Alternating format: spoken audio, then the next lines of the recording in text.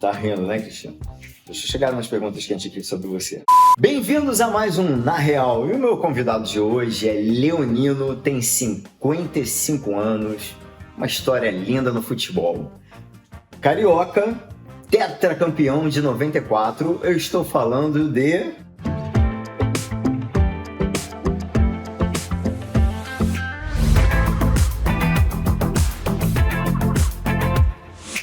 Jorge de Amorim Campos, mais conhecido como Jorginho.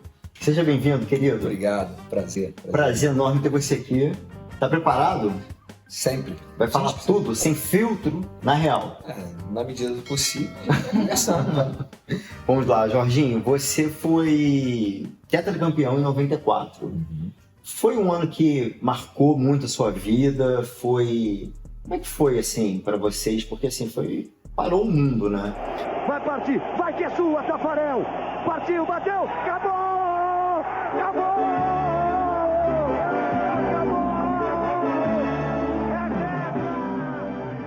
É um ano especial para mim. Foi um ano extraordinário na minha vida. Para todos nós, a gente sabia que poderia mudar completamente a nossa história. Para você ter ideia, hoje, campeões do mundo no Brasil são aproximadamente menos de 100 campeões do mundo brasileiro. Então você fica realmente assim, no mundo seleto de pessoas. A gente sabia que isso poderia transformar a nossa vida, que contratos viriam numa situação muito melhor posterior a isso. Então realmente assim, foi um ano que marcou muito a minha vida, além, claro, de alguns anos especiais para mim, como casamento, nascimento dos filhos, mas o ano de 94 foi especial porque eu fui campeão alemão pelo Bayern de Munique, fazendo um gol na final. Sim. E 2 meses depois, basicamente, eu estava sendo campeão do mundo com a seleção brasileira. E como começou a sua história no futebol? Como você se descobriu esse craque do futebol? Em 70, eu ouvi o Brasil sendo campeão do mundo. Era muito interessante que estava todo mundo olhando para cima, para o poste, porque tinha um alto-falante lá. E a gente só ouvindo aquilo ali, e quando saiu os gols do Brasil contra a Itália, uma explosão de alegria e todo mundo se abraçando. Eu com 6 anos ali, eu falei assim, eu vou ser um jogador de futebol. Como diz o Skank, né? Quem não sonhou em ser um jogador de futebol? Poucos homens não sonharam, né, em ser um jogador de futebol, mas a maioria normalmente quer. Hoje em dia, até as meninas, isso é muito legal, que as meninas estão tomando um espaço muito legal, ainda falta muita coisa, mas acreditamos muito que o futebol feminino vai subir. Mas começou ali. Aí comecei a jogar muita pelada, disputar campeonatos, mas com 13 anos de idade eu fui no América fazer um teste, eu passei e aí fiquei 6 anos no América e subi profissional e por aí vai. Fiquei no América de 78 até 84. Aí em 84 fui pro Flamengo, fiquei até 89. Aí Bayern de Munique de 89 a 92, Bayern de Munique, Bayern Leverkusen de 89 a 92. Que foi a fase que você ficou morando fora. Isso, aí 92 a 90, final de 94, Bayern de Munique, campeão alemão. Aí dali fui pro Kashima, fiquei 2 anos, Kashima Antlers, fiquei 2 anos.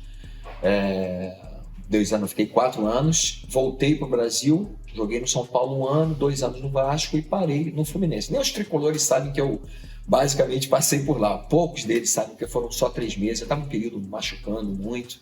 Foi quando eu parei em 2002, o ano em que a seleção foi pentacampeã. Clubes que você, no caso, treinou. Seleção brasileira como auxiliar do técnico Dunga, né? Isso. Que foi em 2006, no Flamengo em 2013, né? Vasco da Gama 2015 e 2016. Isso. 2018. Isso, Teve o América que comecei. Comecei no América como atleta, isso é muito legal. A América faz parte da minha história. Eu hoje, sim. Todo mundo me pergunta, porque minha família era vascaína e tal, que você torce para quem? Eu torço para o América. E teve outros clubes que eu treinei também, como Bahia, Ponte Preta, Curitiba, que eu subi ano passado para a primeira divisão junto com Curitiba, Ceará, alguns outros clubes que eu treinei também, mas claro que Flamengo e Vasco são 2 grandes times do futebol brasileiro que marcaram mais. O Vasco um pouco mais porque eu passei um período maior e também fui campeão carioca invicto, né, em 2016 pelo Vasco, e aí, claro, marcou um pouquinho mais a minha carreira como treinador. E para você, no caso, qual foi o melhor clube que você dirigiu, Flamengo ou Vasco? Eu não tive uma passagem, vamos dizer assim, longa e feliz no Flamengo, né? Foi muito rápida. Quase 3 meses, não chegou nem a 3 meses. Mas com certeza no Vasco eu tive uma experiência melhor. Com certeza, com o Vasco eu tive mais sucesso. E também no Kashima Antlers, que eu fui campeão da Copa, em 2 Copas eu fui campeão, é um período que também me marcou bastante, porque como jogador e como treinador eu fui campeão. Você teve uma fase mais baladeiro no futebol? Fase época de solteiro? Porque a gente sabe que tem as Marias chuteiras de plantão, né? Eu já ouvi vários casos de mulheres que de repente tentam invadir, né, o quarto do jogador lá de roupão e quando abre tá pelada. Não, na minha época nunca aconteceu isso, mas já teve várias situações que companheiros passaram que, por exemplo, na época eu estava com 18 anos de idade, a gente estava disputando o Mundial e ia jogar contra a Argentina na final. A gente estava hospedado no hotel de um argentino. E ele foi de quarto em quarto. Eu estava sozinho no meu quarto. E ele foi de quarto em quarto, entrando, cadê ela? Eu falei, não existe, não tem ninguém aqui. Né? Você pode olhar. E olhou a banheira e tal. Mas já teve alguns casos, sim, de situações, claro, não vou falar de quem foi, mas que pegaram. Eu mesmo, como treinador, já aconteceu, né, de uma situação de atletas levarem. E a gente conversa e procura fazer com que isso não aconteça, porque tira a concentração, não que, por exemplo, o sexo vá atrapalhar, mas existe um momento certo de, por exemplo, quando aconteceu comigo foi após uma derrota, então não poderia de forma nenhuma acontecer uma situação dessa, um atleta levar uma menina para dentro de um hotel, então não é o ideal. Mas em festas, porque às vezes tem reuniões, festas, churrasco, aí leva a mulherada, grupo de pagode, vamos lá e tal. Na minha época, eu nunca fui muito baladeiro. O que aconteceu é que na época, posso contar, né? Eu sempre tinha na época eu não era cristão, né? Não era evangélico, e eu tinha uma curiosidade muito grande do baile vermelho e preto do Flamengo. Aí fui, dei uma desculpa para Cristina e tal, dei uma desculpa para ela e acabei indo para o baile vermelho e preto, mas para minha infelicidade, alguém da família viu e mostrou para ela que eu estava no baile vermelho e preto e apareceu ali os jogadores e tal. Mas por incrível que pareça, eu não saí com ninguém, não fiz nada demais, só simplesmente estava ali no carnaval. Ou seja, você deu um S nela, mas mostraram para ela e tal, e ela fez o quê? Te agrediu? Não, ficou alguma semana, terminou comigo. Porque ela é um pouco, eu conheço a Cristina é meio que tipo fêmea, né? Ela ficou uma semana sem falar comigo e tal, mas depois ela me perdoou. E claro, depois a coisa, graças a Deus, aconteceu na minha vida, de me converter, e aí a nossa vida é bem diferente hoje. E como que foi sua conversão? Foi muito legal, através da vida do meu irmão era um alcoólatra, e ele teve uma vida totalmente transformada, e isso me impactou muito. E ele começou a falar do amor de Deus para mim, e tem tudo a ver com a Cristina, porque eu não conseguia ser fiel a ela naquela oportunidade. Essa foi uma delas, né? Não que eu traí ela ali, que eu não traí ela naquela oportunidade, mas já saía com outras meninas. Teve só fase mulherengo, né? Isso, mas nunca fui assim da balada, noite, essa coisa. Eu sempre fui muito profissional.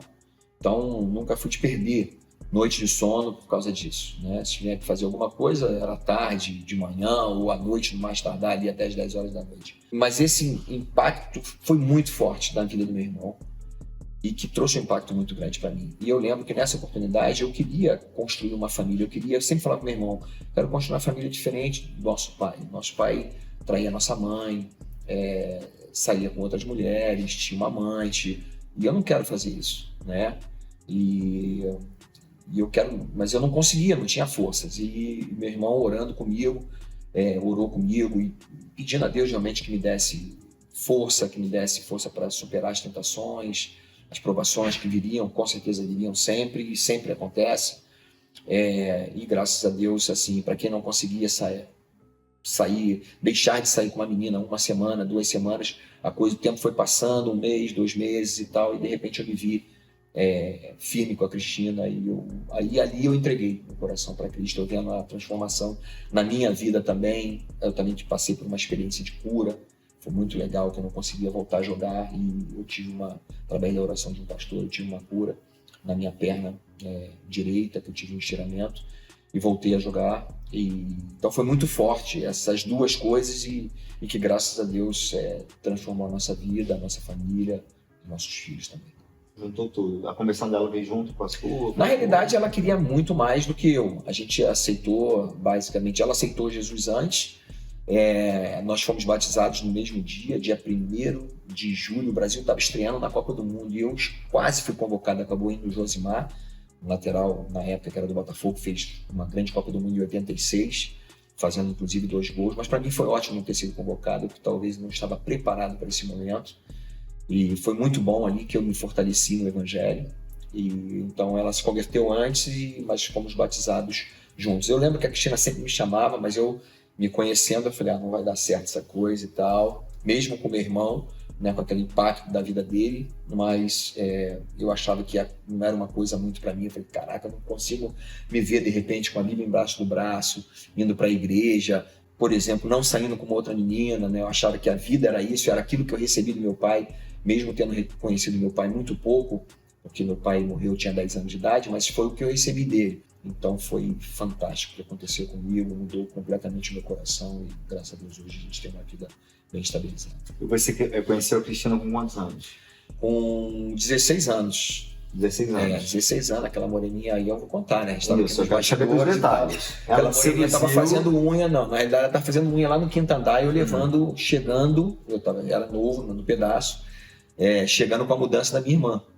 E aí, toda vez que eu passava, eu olhava para aquela moreninha lá em cima, fazendo unha. Aquela moreninha bonita, fogosa. E tal. Não, ela era bem recatada. Bem recatada. E aí, na hora de ir embora, eu dei tchau. Eu fiquei todo bobo quando ela deu tchau pra mim. Então, eu falei assim, caramba, aquela menina deu um tchau pra mim. Aí fiquei com aquilo na cabeça. E até teve uma explosão nessa época na Merck.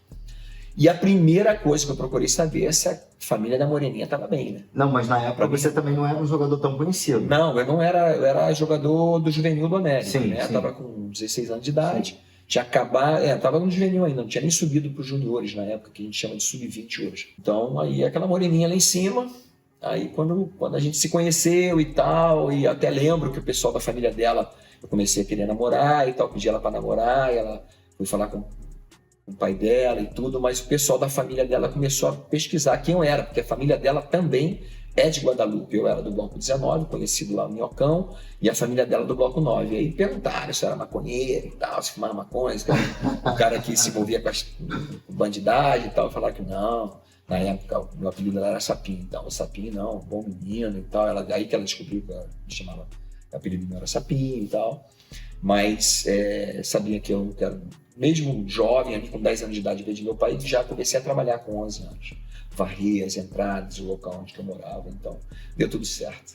O Sapinho virou o príncipe da vida dela, né? É isso aí, quando ela beijou, virou o Jorginho. Ficou até hoje. Gamadinho até hoje. Graças a Deus. Você falou em questão de drogas, né? A gente sabe que existe muito no meio. Você já usou, já experimentou? Experimentei uma vez no América, estava com 18, 17, não estava nem com 18 anos ainda, estava com 17 anos, mais ou menos na época eu estava namorando a Cristina, estava concentrado, experimentei, eu falei, pô, negócio sem graça, com meu irmão tem um irmão que é pastor e o outro hoje é um taxista de maconha. Mas não, graças a Deus, puxei, tentei fazer aquele esquema que os caras... Aquela pressão e tal. Não senti nada, falei, negócio sem graça e tal. E pensando também, depois falei, pô, que besteira, por que eu fui provar isso? Já meu irmão viciado, o outro irmão era alcoólatra e tal. E graças a Deus, uma coisa que me agradou e ficou para trás. Você acha que o fato de ser evangélico te atrapalhou na profissão? Você, em algum momento, foi interpretado como um fanático religioso? Já aconteceu de eu ser perguntado, por exemplo, por presidente de clube, quando eu vou assumir um clube, não, você sabe como é que é? Por exemplo, né, o presidente do Bahia chegou e falou assim, você sabe como é que é aqui o Bahia de Todos os Santos? Eu falei, tá, presidente, fala aí o que o senhor quer dizer e tal. O senhor está contratando um treinador, o senhor não está contratando um pastor, eu não sou pastor, eu sou treinador. Eu me formei, eu estudei, eu estou... a minha vida inteira foi dentro de campo. Então, a minha fé, ela não vai interferir em nada, eu vou respeitar e respeito todas as pessoas, seja ela umbandista, candomblé, católico, evangélico, o que for. Eu sou evangélico, a única coisa que ele não vai me ver é fazendo esquema, não vai me ver xingando, por exemplo. Em algum momento eu altero a voz ou eu tenho que chamar um porra, por exemplo, os caras entenderem que eu tô mesmo assim puto. Tô injuriado, entendeu? Então eles precisam realmente entender isso. Às vezes acontece e tal, mas nunca desrespeitando um jogador, nunca xingando um jogador. Eu posso chamar a atenção dele, eu posso alertá-lo sem precisar xingá-lo, eu posso motivá-lo sem precisar xingá-lo de mim, com certeza. Em relação a alguns técnicos que foram campeões brasileiros, né, pelo Flamengo, pela Copa do Brasil, eles são vítimas de um certo preconceito por serem negros, né? E não tiveram oportunidade de serem dirigentes de times de ponta. Você acha que existe realmente racismo no mundo do futebol? Existe. Pode ser que não no Flamengo, não no Vasco. Não acredito sinceramente nisso. Pode ser que tenha, de repente, um dirigente ou outro que tenha qualquer tipo de preconceito em relação ao negro. Mas no Flamengo, não. Eu vivi lá dentro e eu vi, o Andrade teve a oportunidade de assumir o Flamengo. Agora, eu vi claramente esse racismo com o Barbosa, que foi o nosso goleiro em 1950. Ele sofria muito, muito. Esse cara, infelizmente, ele faleceu, ele morreu levando esse peso porque ele tomou um gol e essa questão do goleiro negro. E até hoje, ainda se fala no meio do futebol, nos bastidores, assim, pô, goleiro negro e tal. Sempre tem essa onda. O Dida, né, não é, vamos dizer assim, um negro, mas é um cara moreno, bem mulato, goleiraço, goleiro de seleção e tantos outros que agarraram. Mas assim, ainda existe um preconceito, sim. No Flamengo, zero racismo. Não, zero racismo. Gente, é por isso que eu sou flamenguista, entendeu? Vasco, não, mas não é só... Assim, o Vasco, por exemplo, foi o clube que aceitou pela primeira vez o negro jogar. É o clube que tem essa marca, que é muito legal, né? Que é um clube típico português, mas que aceitou. Foi a primeira vez que um negro jogou junto com um branco. Né? Ainda existe muito racismo no futebol. Como que você vê quando os jogadores são atacados em campo pelos torcedores, pela torcida às vezes, sendo chamados de macaco? E como que você vê esse tipo de agressão, de preconceito? Como que o time em si reage em relação a isso? Cara, é muito triste, mas eu acho que você vai lembrar desse episódio quando jogaram uma banana pro Daniel Alves, que ele foi bater o escanteio. Ele tirou de letra. Eu acho que tem que ser assim, porque se você se sentir como vítima, cara, você não é o que é pela cor da sua pele. Com certeza. Dentro, rapaz, de você. É. E o Daniel tirou. Eu sou fã do Daniel, um amigo pessoal, trabalhou junto, a gente disputou a Copa de 2010, eu como auxiliar técnico, ele como jogador, jogou muito. Eu lembro que na época até teve uma campanha que todos fizeram, né? Somos todos macacos. Exatamente. Né? Então, se tirar por aí, você não vai dar muita ênfase a isso, porque o problema tá com a pessoa, não tá comigo. Você acha que Neymar teria vaga como titular na seleção de 94? É que jogava de uma forma diferente, né? Com garra. Muita garra. Eu sou fã do futebol do Neymar. Eu acho que ele pode dar muito mais. Eu já passei por um momento bem polêmico em relação ao Neymar, porque em 2010, na convocação, quiseram comparar Neymar e Ganso, que eram os dois do Santos na época, com Pelé e Garrincha. Eu falei, incomparável, pelo amor de Deus. Eu me levantei aqui e falei, pelo amor de Deus, não quero comparar Pelé e Garrincha com Neymar e Ganso. Na época, o Ganso, inclusive, era muito mais jogador do que o Neymar. O Neymar estava surgindo com 17 anos, ainda ia se tornar o Neymar que é hoje. Só que eu acho que ele ainda tem mais para dar.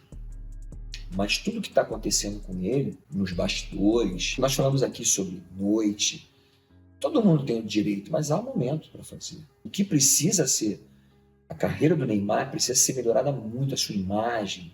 Ele tem muita capacidade, a qualidade técnica dele, é muita coisa para ainda as conquistas que ele teve até hoje. Sinceramente, eu já falei isso algumas vezes e eu falo assim, olhando para a câmera. O Neymar precisa ouvir verdades que muita gente não fala com ele. O Tite, sei que ele é um cara de caráter, sei que ele é um cara seríssimo, um grande treinador e que provavelmente fala verdades, mas eu falaria mais outras verdades para ele, para que ele pudesse realmente alcançar todo o potencial que ele tem para alcançar. E coisas que acontecem com ele, que vêm acontecendo com ele tem que entender que ele é um grande exemplo para muita gente. As crianças se veem nele. Sim.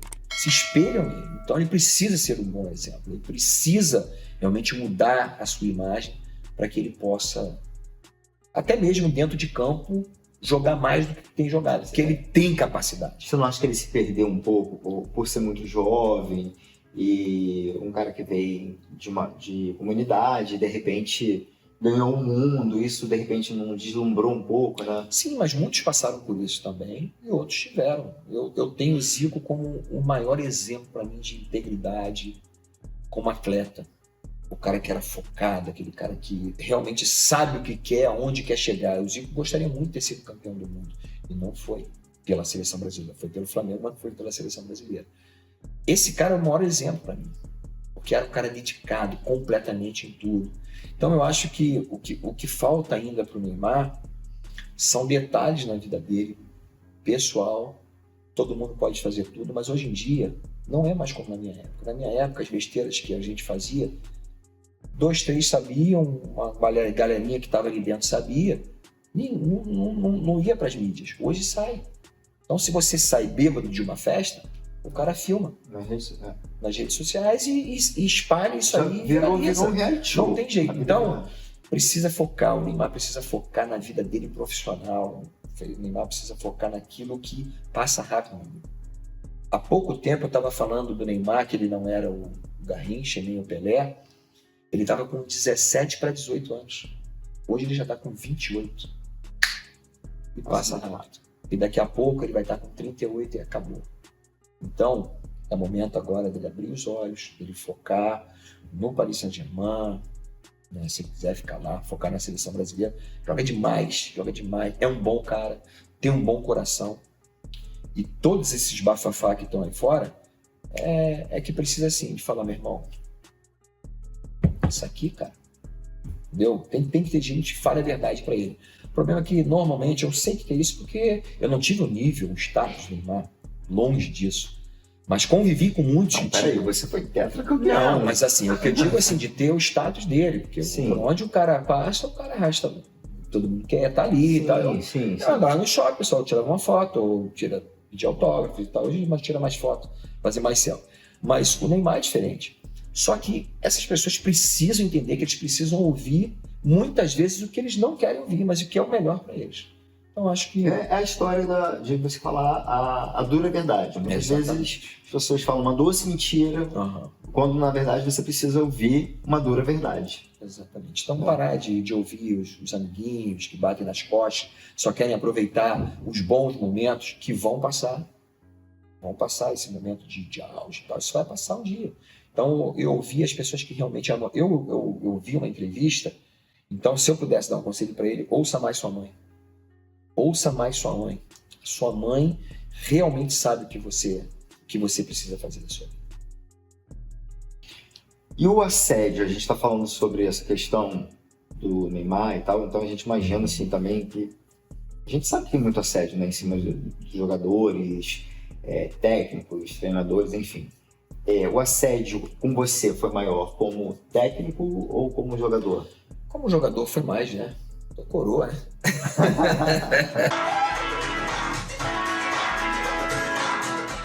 Com certeza, na época de atleta, foi muito mais. Eu vi uma vez um meme na internet falando sobre, comparando, né, os jogadores de agora com os de antigamente, né? Um pegava travesti, né? O outro, amigo de traficante. E o outro não pagava pensão, mas agiam, tinham atitude em campo. Você acha que falta isso? A gente vive um mundo diferente hoje. Tá cada um vivendo no seu mundo com o seu smartphone. Antes, por exemplo, a Copa de 94, se eu te mostrar a imagem que eu tenho gravado, a gente vai levando um pagodinho desde que a gente sai do hotel até o estádio. Uma pergunta de milhões de brasileiros. Por que Ronaldinho não foi convocado? Porque ele não estava bem nesse momento. 2010, na realidade, o Ronaldinho já vinha sendo convocado, por exemplo, foi convocado para a Olimpíada e não foi bem. Eu cheguei a completar treinamentos na seleção, de lateral direito, e o Ronaldinho jogando por aquele lado, ele não conseguia passar por mim. Eu já estava com 40 e pancada já. Eu estou com 55, você viu lá em 2010, 9 anos menos, 46 por aí. 46 anos, eu conseguia marcar o Ronaldinho. Então, ele não foi convocado porque realmente ele não tinha condições físicas, porque tecnicamente ele era exuberante, ainda continua até hoje, mas fisicamente ele não aguentava. E o ex-jogador Adriano, ele tinha chance para ser Tinha chance. O Adriano, quando voltou para o Brasil, ele queria parar de jogar. O Dunga me deu essa incumbência. Fui na casa dele, conversei com a mãe, conversei com a avó, conversei com o irmão dele na época lá. Tivemos um longo papo. Eu falei para ele: você não vai parar de jogar futebol, você vai continuar jogando futebol. Ele continuou jogando futebol, foi campeão pelo Flamengo em 2009, campeão brasileiro. Acompanhamos a carreira dele, só que em 2010, justamente no ano da convocação, ele estava num momento muito conturbado na questão afetiva, junto com a noiva dele, e ele estava realmente tendo muitos problemas, ele estava bebendo muito, e estava saindo da concentração, e tudo isso poderia refletir na seleção. Então foi uma decisão de não convocá-lo, porque ele não estava realmente assim com foco em relação à Copa do Mundo. Bate-bola, jogo rápido, na real com o Jorginho. Se você pudesse definir em uma palavra. Simplicidade. Um medo. De perder um filho. Um sonho. Ser campeão do mundo com a seleção brasileira. Eu nunca. Talvez eu vou entrar na área política. Se eu fosse um político, eu colocaria a mão no dinheiro do povo, que tá duro. Eu sempre. Sou um cara que acredito no Brasil. Acredito em mim, acredito nas pessoas. Sexo. Muito bom. Principalmente com a pessoa que a gente ama. Cristina Campos. A minha esposa, uma pessoa que eu sou muito grato a Deus por ter conhecido. Vamos morrer velhinhos. Querido, foi um prazer enorme ter você aqui. Sou seu fã. Gente, essa entrevista aqui com um ídolo do Brasil. Se inscrevam, ativem o sininho e compartilhem essa entrevista. E até a próxima. Um beijo pra vocês.